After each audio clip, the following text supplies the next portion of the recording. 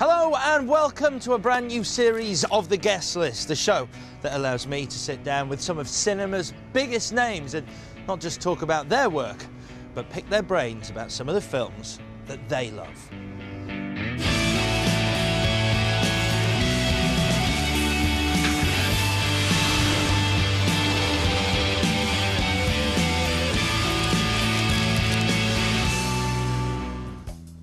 So what better way to start a brand new series than with one of the funniest men in the world? That is a bold statement, but I'm going to stick with it because this guy's won a handful of Emmys. He's the critics' darling. He's even hosted the Oscars. He's influenced many and ruffled a few feathers along the way. And he's also right through this door.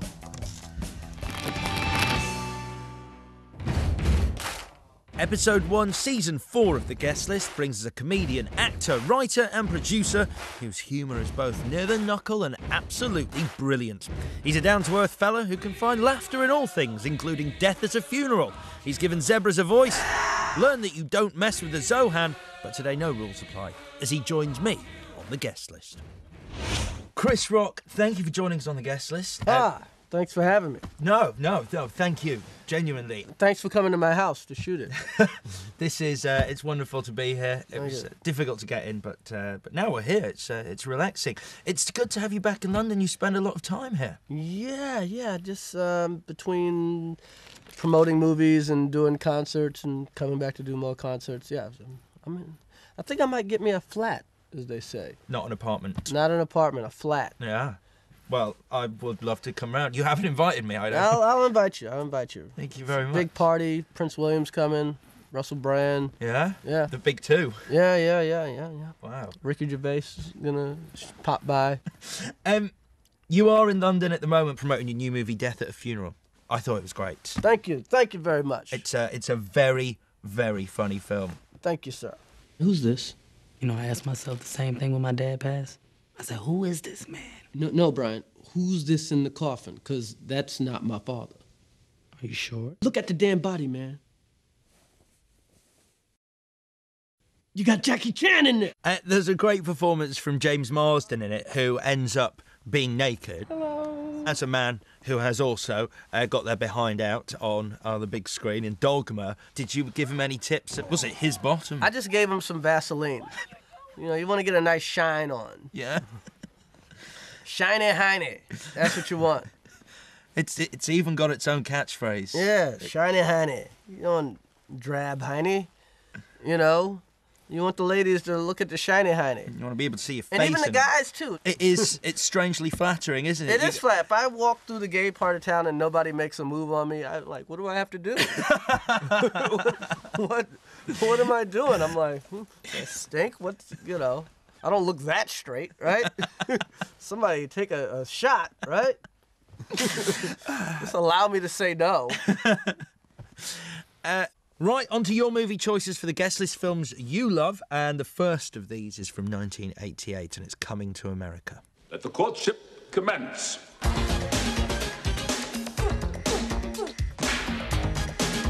think it is time to find your queen.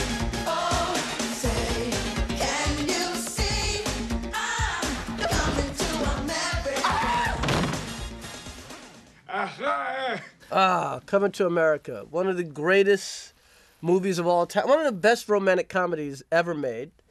Perhaps the best Eddie Murphy performance. If I fail, if I succeed, you can't take away my dignity. Because the greatest love of all inside of me. Yeah. Sexy chocolate. Eddie Murphy probably has been robbed of 3-4 Oscars in his life, and this is definitely one of them. Mm-hmm. He plays about 2-3 people. He plays the prince. Do you think perhaps just once I might use the bathroom by myself? Most amusing, sir. Wipers! And he plays 2 people in the barbershop.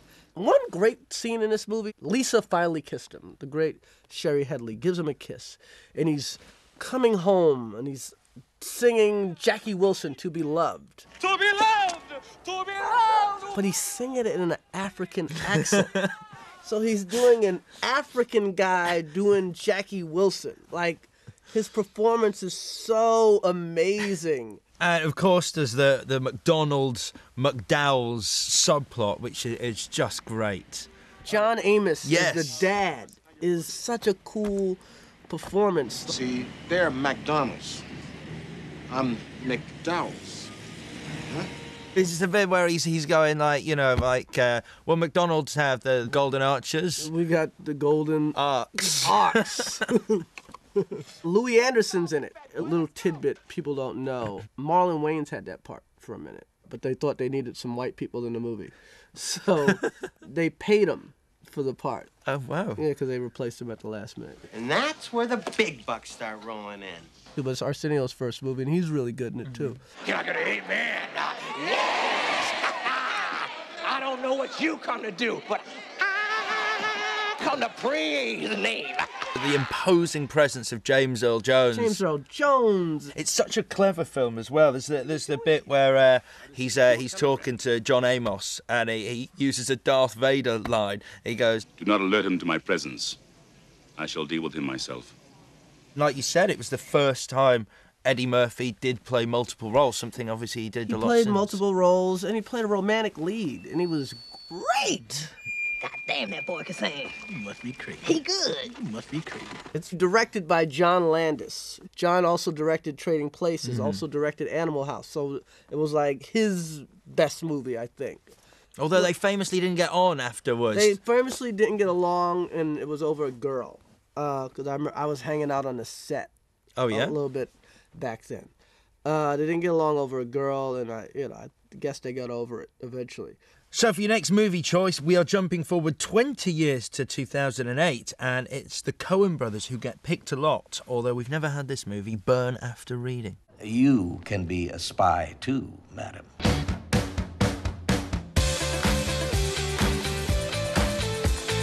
I'm a good Samaritan.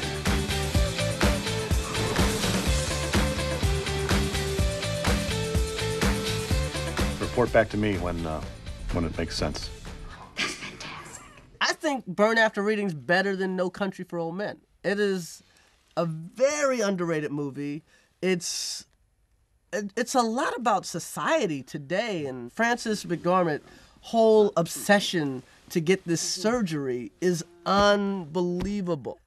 Okay, her whole obsession working in the gym and getting these tucks and all this stuff done. Your eyes are one of your best features, but we can do something about the incipient crow's feet. Baby crow's feet. Little chicklings' feet. I mean, chicks. Chicky, chicky, chicky. Malkovich is amazing in it. What on earth are you talking about?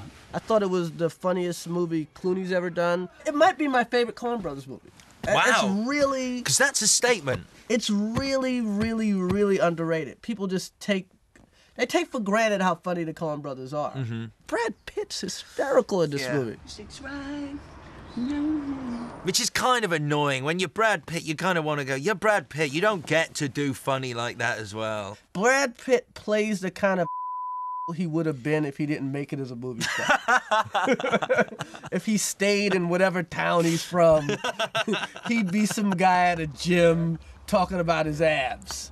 You know what I mean? It's so he very played like that's what he looks like. You know what I mean? In real life, you're like, this guy's probably just talking about his abs.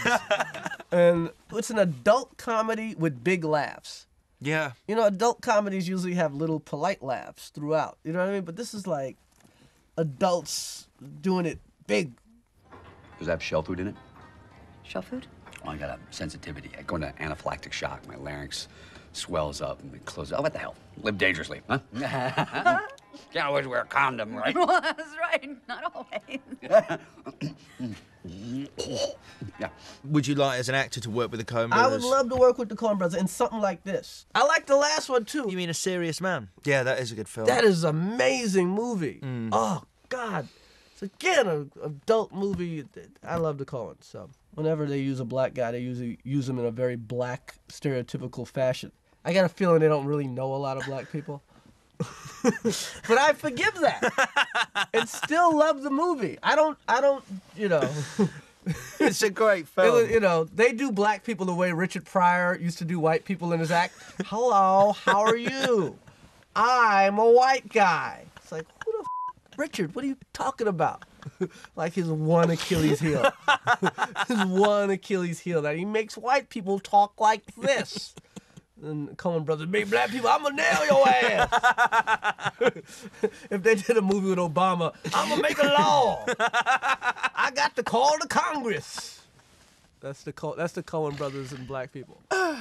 Yeah, I said it. I don't give a They never hired me before. So it probably won't.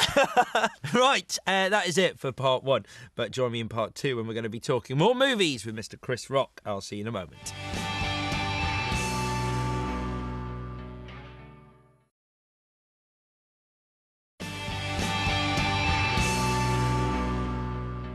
Welcome back to part 2 of the guest list, where I'm talking through the favourite films of Mr. Chris Rock.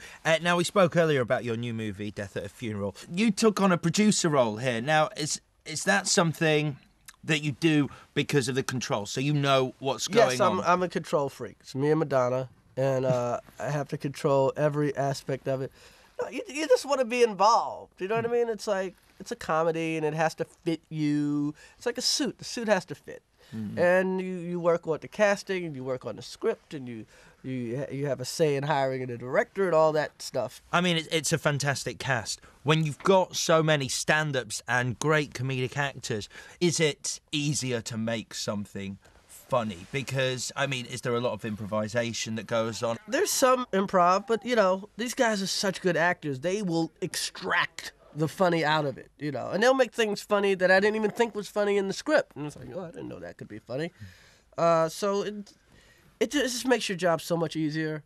So it's not, the movie doesn't live and die on how funny I am. Whenever I'm not funny, somebody else is more than picking up the slack. I don't want to say too much about one scene, but I will. The scene in which Tracy Morgan ends up with crap on his hand. What the hell are you doing? My hand is stuck. I love these fantasies. No, my hand is stuck. And then his face. You've got to do a scene like that right, otherwise people go... You know what? If you do it, one thing is wrong, it's the worst scene and people leave the theater. They literally demand their money back. But if you do it right, they get online again and see the movie again. And great for him as well, because, I mean, as an actor, you've got to sort of look at the script and go, right, so I'm going to come out of this film as the guy with crap on his face. Yeah. When he's sitting on his yacht next summer, he's going to think, hey, you got any more crap to put on my face? It's going to become his thing. Yeah, in every movie. Yeah, even movies that don't demand it, No. Period dramas. Yeah. Tracy Morgan is Marvin Gaye. Let's get it on. Crap moods. Time for the next film on your list, and you've picked Tropic Thunder. Good God, y'all. What is it good for? Absolutely. Get said again.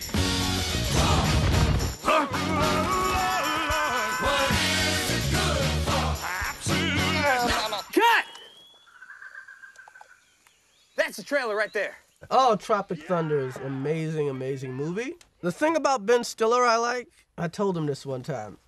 When you watch his movie, there's no favors. Mm-hmm. Just like most comedians, is like we always shove one of our friends in a part somewhere, and sometimes you can actually tell, like, who's this guy? Must be somebody's friend. Ben Stiller has no friends. Because every part is casted by, like, an amazing actor. I mean, he's got, you better be funny to be Ben Stiller's friend. It's the funniest thing Jack Black's ever done. Yeah! It's the funniest thing Robert Downey's ever done. What do you mean, you people? What do you mean, you people? I thought the Downey thing was amazing. Uh-huh. I thought Downey was just so funny. I don't read the script reads me. What? Yeah. I don't read the script reads me. What the hell does that even mean? I don't break character until... I've done a DVD commentary. It's the funniest thing Stiller's ever done. You sure? What's the skinny kid? Jay Barshanel. I'm guessing the pronunciation. Yo, every line that kid says is just funny. The Golden Triangle. The world's hard drug superhighway. How do you know about that? It was a really long trip. I read the in-flight magazine. It's just populated with great people, and even people who you Matthew McConaughey. Right, yeah. Who, you forgot how funny Matthew McConaughey is. Yeah. He True. forgot, because he used to be funny. He was funny in the Linkletter movie. Dazed and Confused. Yeah, right. So this is like the return of that guy. Like him and the TiVo thing. It's amazing. You got your TiVo. My friend wants a TiVo! My friend gets a TiVo! Tom Cruise as well. Now, Tom Cruise is amazing in the movie. I know. You want the goodies. Welcome to the goodie room. Doing his dance, and it's, hey man, I give it up. I mean, every part is just cast so well. And you know what? Ben did an amazing job as a director. I mean, it looks like that opening sequence, freaking Avatar or something. You know what I mean? It's like James Cameron did it or something. It's beautiful!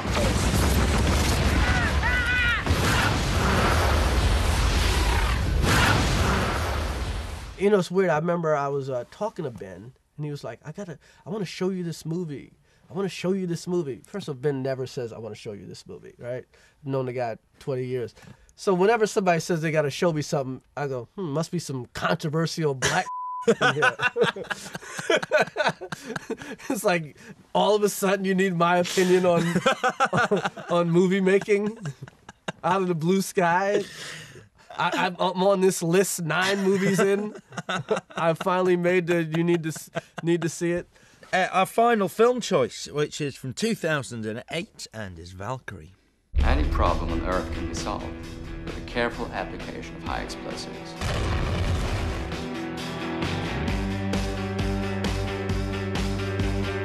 Action is inevitable.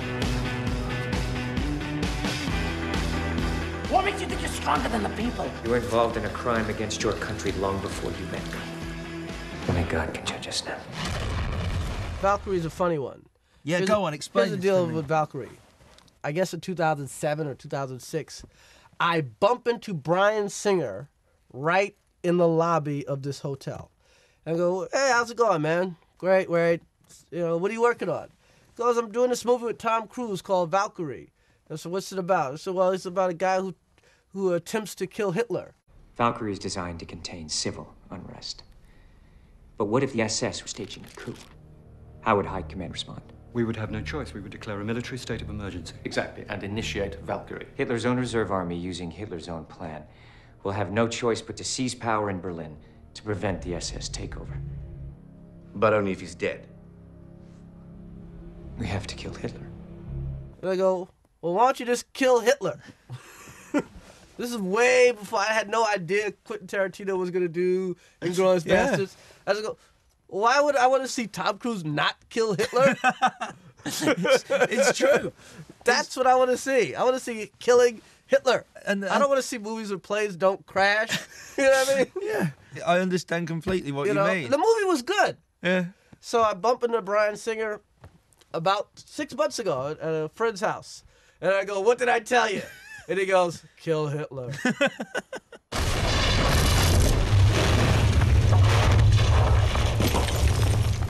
Fuhrer is not dead. The Fuhrer is not dead! And it seems, even though, like, Quentin's film is obviously, it's fictional, because of the German accents, it somehow feels more authentic than Tom Cruise playing a German officer with an American accent. It's just that sort of talk that has you sent here, Colonel. What I said was much worse. In terms of the cast in Valkyrie and everything, you've got like all these British actors, and I mean it's a really strong cast. It's a good movie. It's fine motion picture, but kill Hitler. Kill Hitler.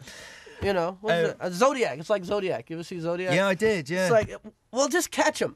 But am I really gonna sit here and watch you not catch the Zodiac? Did you just make me sit here for 2 hours and 70 minutes or whatever it is to not catch the Zodiac killer? We know who he is, right? And then, no, it's over. So what, you never caught him?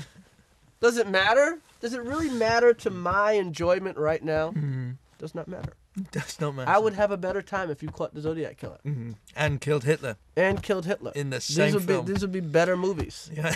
or just one movie where both things happen. Yes, but, what do I know? Well, you knew enough. What do I know? You knew enough to preempt Tarantino.